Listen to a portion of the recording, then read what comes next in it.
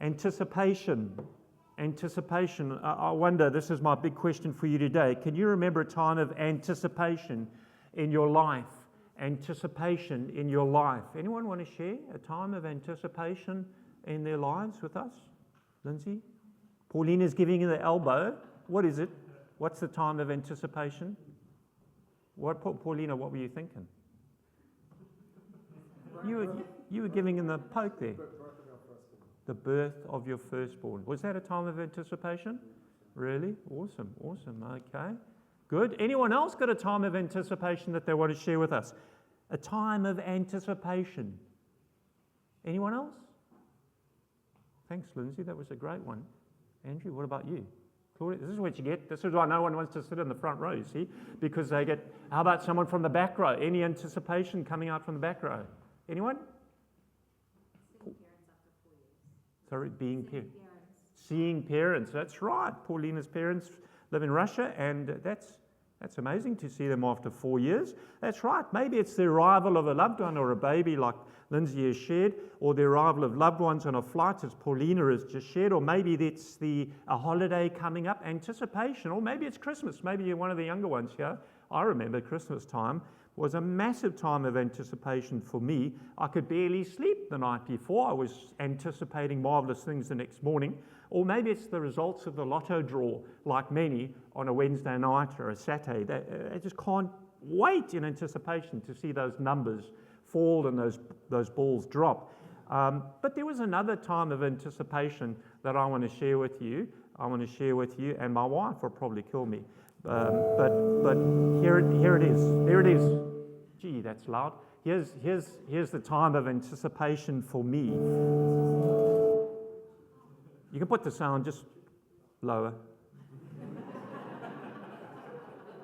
Brings back trauma in my life. Anyway, it was here it is again. Oh.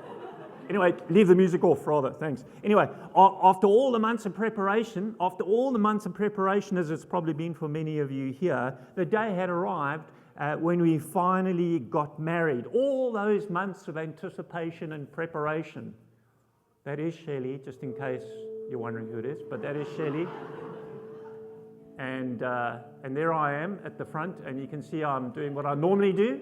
I'm crying. The anticipation was such that I was overcome with emotion, good emotion. And yes, Shelley, how long? That was 20, how long? 29, all right. I know what you're thinking. I don't look a day older. I tend to agree.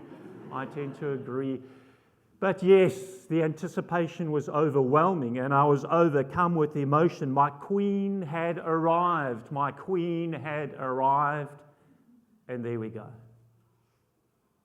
Now, afterwards we'll be charging a fee, and you can watch the entire ceremony if you want. But for now, that's sufficient. It's just a teaser, just like they do in Hollywood. Anyway, there you go. Just a teaser. Now, you're probably wondering, what has that got to do anything? Well, our passage today is in the context of a feast of anticipation, As many of you will have already figured out, in John chapter 11, the context is the Jewish Passover. And many of you all know what that's all about, but perhaps you're new to the things of Christianity here. I'll open that up a little bit for you. The feast of the Jewish Passover festival was a time when the Jewish people came together and they looked back upon their rescue out of Egypt, and they looked forward in anticipation to the coming king, the coming Messiah, to use a fancy word, who would rescue them from their oppressors. And our passage today is set in that context. You can see that in 11:55. It's right there when it was almost time for the Jewish Passover. And then again in chapter 12 and verse 1, 6 days before the Passover. So it's in the context of the Passover, a time of heightened anticipation in the life of the Jewish people of Israel. Now, in the previous 10 chapters of John's Gospel, John has recorded for us how Jesus does messianic kingly things that really only the Messiah and kings could do. And he records for us all these kingly messianic things that Jesus does that evokes a variety of responses that we find in our passage today. And I think the big idea of our passage is this. We've had a big question. The big idea of our passage is this. It'll pop up for you on the data projector. Jesus is the long-expected king. My queen may have arrived, but I think today we see that Jesus, the real king, arrives, who deserves sacrificial devotion and public praise. I think that's the big idea of what we're going to look at today. You can leave here with that in your mind. It's pretty easy. Jesus is the long-expected king who deserves our sacrificial devotion and public praise. Let's have a look firstly at sacrificial devotion. Sacrificial devotion in verses 1 to 11 of chapter 12. You can see it there in the Bible on page 761 in front of you. We'll look at verses 1 to 11. Just picking it up in verse 1. 6 days before the Passover, Jesus arrived at Bethany, where Lazarus lived, whom Jesus had raised from the dead. Here a dinner was given in Jesus' honor. Mary served while Lazarus was amongst them reclining at the table with him. Then Mary took about a pint of pure nard, an expensive perfume, and she poured it on Jesus' feet and wiped his feet with her hair at the house. And the house was filled with the fragrance of perfume. Do you notice the sacrificial devotion that Mary displays to Jesus? See, John records for us this extraordinary dinner with some close friends, and it's 6 days before his death, Jesus' death, 6 days before Jesus' death. And do you know, Lazarus was there. Lazarus, now he was the guy who we see in chapter 10 and 11 was dead. So that's a pretty cool dinner to have a guy who was previously dead with you, publicly raised from the dead. He's there. And people are like, come to check out Lazarus, but also Jesus. They had heard a lot about him. And he was big in town. Martha is there, and Martha's being hospitable, as Martha does. But we see and we meet Mary, who's the more devotional type. And she's adoring Jesus. She's adoring Jesus. And we see that she's doing it to the point of, pouring very expensive perfume worth, they tell us, a year's wage. A year's wage. I'm guessing in New Zealand that's around, $70,000 or $80,000. Can you imagine that? That's extravagant devotion over Jesus. Now, the other Gospels mention that it's over his head, because that points towards what kings, they did towards kings. But John records for us that it's on his feet. That it's on his feet. Dirty, smelly, Middle Eastern feet. I wore my jandals today, because that's maybe what they would have worn at that time, or even no shoes. And they would have got dusty and smelly and dirty. They didn't have closed shoes. It was hot. And so Jesus has his dirty Palestinian feet washed by Mary.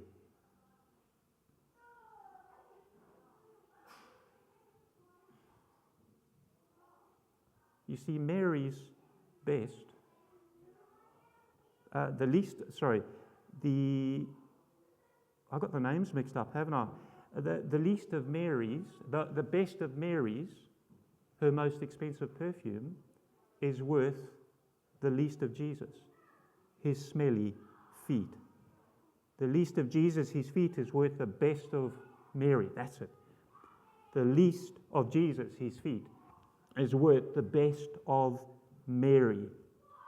Her heart is so overflowing with sacrificial devotion and with thankfulness and with love for Jesus Christ,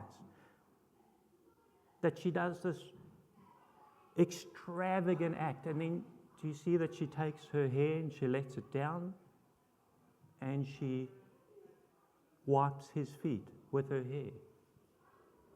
A very intimate thing to do, and culturally inappropriate at the time. And so we see a real picture of sacrificial devotion, extravagant sacrificial devotion, to which Judas, do you see the money man, Judas, the money man, objects. Look at what he says in verse 4.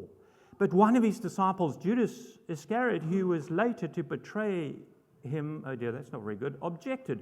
Why wasn't this perfume sold and money given to the poor? Well, that's a good question. It's worth a year's wage. But hang on, have a look what John records. He did not say this because he cared about the poor, but because he was a thief. As keeper of the money bag, he used to help himself to what was put in it. You see, Judas's real motives are recorded for us by John. And so, in contrast to Mary's extravagant devotion, Judas,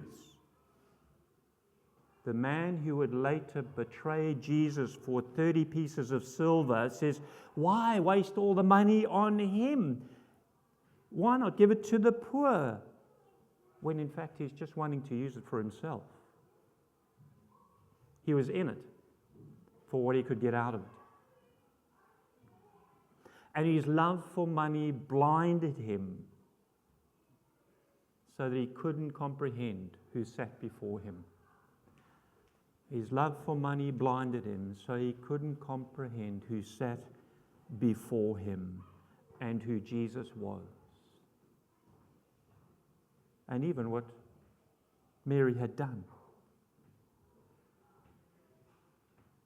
And I wonder, perhaps that's like some of us, maybe even you here today.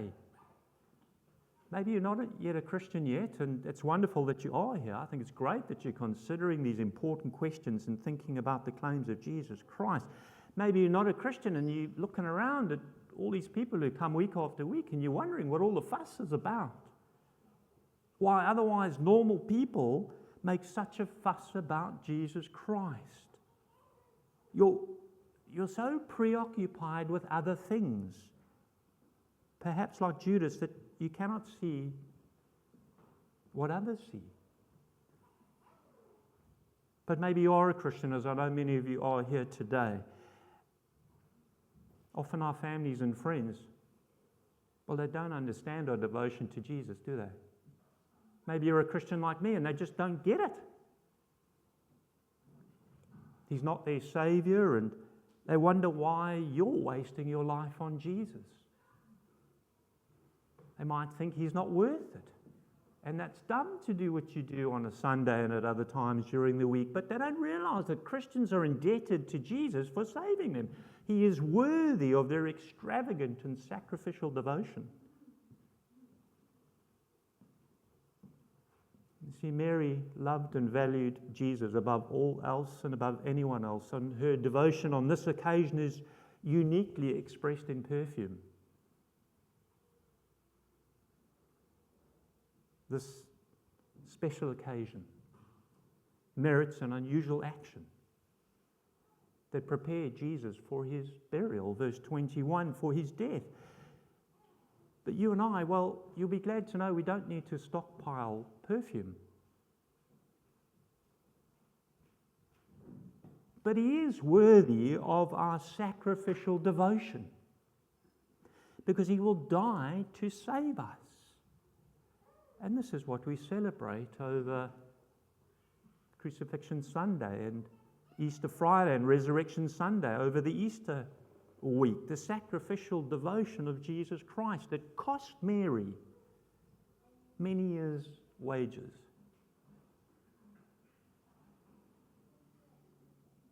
And it may cost you as well.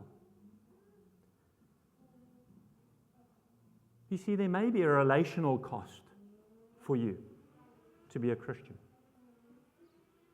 And maybe you're not a Christian yet here. I'm not going to sell you a cheap and easy Jesus. Jesus, and following him is hard. You need to think carefully about that decision because there is a relational cost. Being known as a Christian and helping people come to know Jesus, as we strive to do in our Know, Grow and Go, might mean some people just don't want to talk to you. Some people ghost you. What about a financial cost? A financial cost to support the work of the gospel will mean you need to make certain sacrifices to your budget.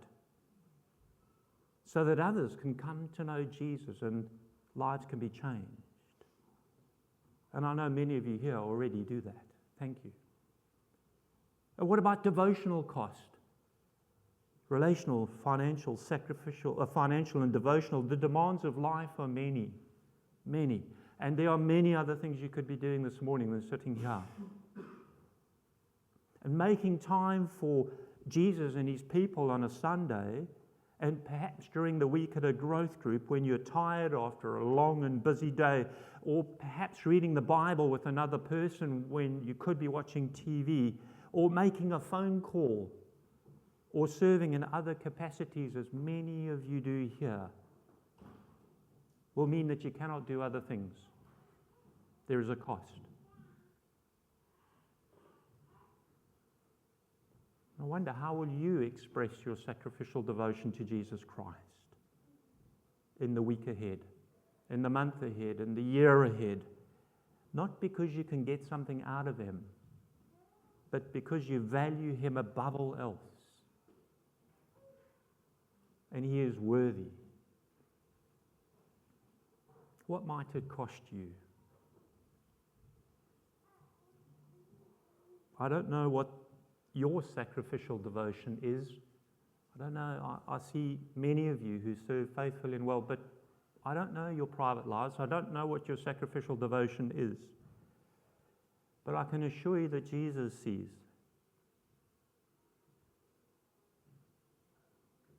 And he appreciates it. He values and welcomes sacrificial commitment. And he knows the things you do that others don't, that express your devotion to him. Now we see in verses 9 to 11 that reactions vary and the crowd is divided. You can read that with me here. Meanwhile, a large crowd of Jews found out that Jesus was there and came not only because of him, but also to see Lazarus, whom he had raised from the dead. That must have been quite a spectacle. So the chief priests made plans to kill Lazarus as well, for on account of him, many Jews were going over to Jesus and putting their faith in him. But notice, secondly and lastly, the public praise that is given to Jesus. Reactions vary. There is sacrificial devotion, but there is also public praise, verses 12 to 9. Let's just finish with this. The next day, the great crowd that had come for the feast heard that Jesus was on his way to Jerusalem. They took palm branches and went out to meet him, shouting, "Hosanna, blessed is he who comes in the name of the Lord. Blessed is the King of Israel." Jesus found a young donkey and sat upon it. As it is written, "Do not be afraid, O daughter of Zion. See, your king is coming seated on a colt." They say millions had gathered for the Passover. Jerusalem swelled to bursting point, and in a symbolic, royal gesture, they throw down palm branches. They throw down palm branches and publicly hail Jesus as their king. That's what they did for kings. In the words of Psalm 118 and verse 5, shouting out to him, "Give us salvation, save us, O King of Israel. Save us, O King of Israel." And that's why next Sunday is called Palm Sunday. Palm Sunday. We're a week ahead of schedule, but that's for various reasons. Yet a few days later, some of that same crowd, influenced by the Jewish leaders, would cry a very different thing. Not save us, O King, but crucify him. Crucify him. That we remember on Good Friday. And we'll gather with the folks at St. Andrew's to do that in the evening and next Sunday here. See, what's John recording for us? Here comes the anticipated King. Here comes the anticipated rescuing King. But he's not coming on a war horse. in splendid power, but as Phil alluded to in our introduction, but on a donkey in humility. Humility. A king of peace who will bring an end to the war between God and man. You see, the folk of the day were hoping he would bring a war between them and the Roman oppressors, but he's saying, no, I bring peace between God and man, and the war that is raging between humanity and their Creator. Zechariah 9 verse 10 had spoken about this many years before, that Phil quoted, the king who arrives as a king of peace. And I don't need to remind you that our world is an angry place. Perhaps you've experienced relational war in your lives, and in your home it feels like a war zone with your spouse or your children or your extended family, or perhaps, as Phil said, there's cultural war where in your work environment is just conflict, or even across racial lines, and then of course global conflict. Well, who can forget that? At an all-time high. People are hostile towards each other because they're hostile towards God. And the hostility between God and humanity is played out in hostility towards each other. But the good news of the gospel, as many of you know well, is that Jesus is God's King who brings spiritual peace, not by taking lives in war, but by giving his life to bring peace.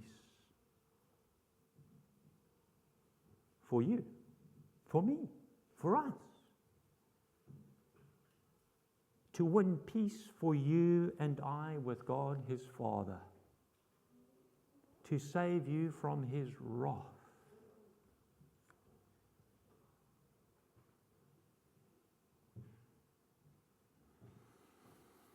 So as we finish and wrap up, we've noticed sacrificial devotion and public praise, but glance back with me, will you, to verse 49 and 52 of chapter 11, because there's something fascinating here for us to see.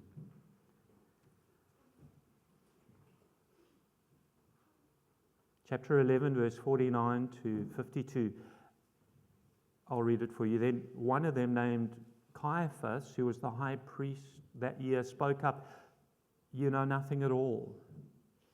You don't realize that it is better for you that one man die for the people than the whole nation perish." He didn't say this on his own, but as high priest that year, he prophesied that Jesus would die for the Jewish nation, and not only for that nation, but also for the scattered people of God, to bring them together and to make them one. I think Ephesians speaks about Jesus dividing the walls of hostility, doesn't he? Great book if you haven't read it. Worth reading. But here we see that Caiaphas, John says he doesn't really know what he's saying. He's speaking as God appointed him to say. But it's true.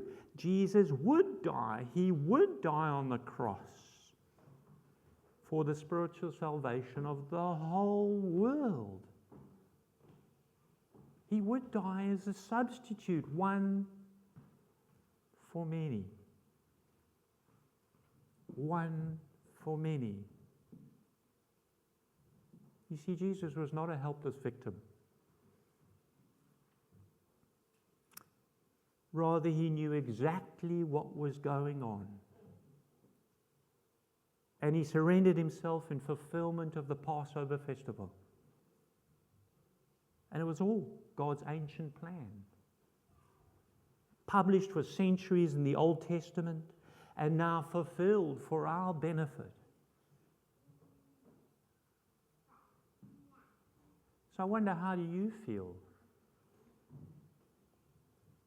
about somebody who walks to his death on the cross to suffer the penalty that we deserve.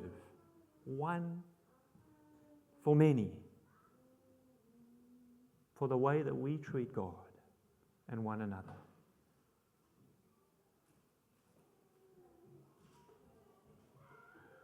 How do you feel about somebody who does that? Will you show King Jesus sacrificial devotion and give him public praise?